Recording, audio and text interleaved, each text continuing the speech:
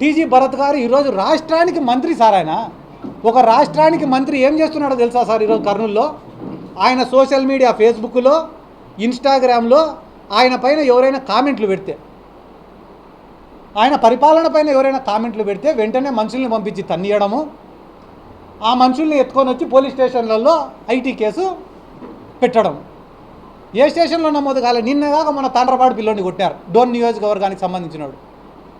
మొన్న కిమ్స్ హాస్పిటల్లో పనిచేసే పిల్లోడు, ఆ పిల్లోడు రారా మాట్లాడు అంటే కానీ సార్ ఆడ సార్ చిన్న ప్రాణం నన్ను చంపుతారు సార్ అంటున్నాడు. అమాయకుల్ని, పేదవాళ్ళని కొట్టే బతికేది, భయపించే బతికేది. దానాలు ధర్మాలు చేసినామంటారు. ఏమంటారు? దానాలు ధర్మాలు. 1000 కోట్లు ఉండేటోడు 1 కోటి రూపాయలు ఖర్చు పెట్టడం పెద్ద పని అన్న? నా జేబులో 1 కోటి రూపాయలు ఉంటే 2 కోట్లైనా ఖర్చు పెడతాను నా పక్కన ఉండేటోడిని కాపాడుకోవడం కోసం. అది గొప్పనా? ఇది గొప్పనా? ఒకడి దగ్గర తగ్గడం వల్ల నేను 2 ఏళ్ళు ఎక్కువ బతికేది లేదు. 10 మందికి ఎదురు తిరగడం వల్ల నేను 2 ఏళ్ళ ముందరే చచ్చిపోయేది లేదు. దేవుడు ఎన్ని రోజులు రాసింటే అన్ని రోజులే బతుకుతా.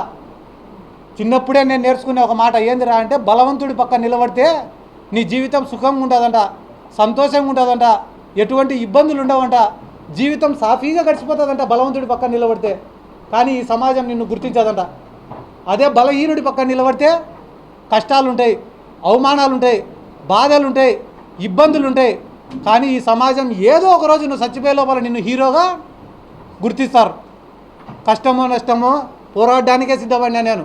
అమ్ముడు పోయేటోళ్ళు ప్రతి దాంట్లో ఉండొచ్చు, మీడియాలో ఉండొచ్చు, పోలీసులలో ఉండొచ్చు, పొలిటికల్ లీడర్లలో ఉండొచ్చు, అన్ని దాంట్లలో అమ్ముడుపోయే వాళ్ళు ఉండొచ్చు. కానీ నిజాయితీగా బతికేటోళ్ళు కూడా ప్రతి దాంట్లో ఉంటారు, మీడియాలో కానీ, పోలీసులలో కానీ, రాజకీయ నాయకులలో కానీ, జీవితంలో కానీ.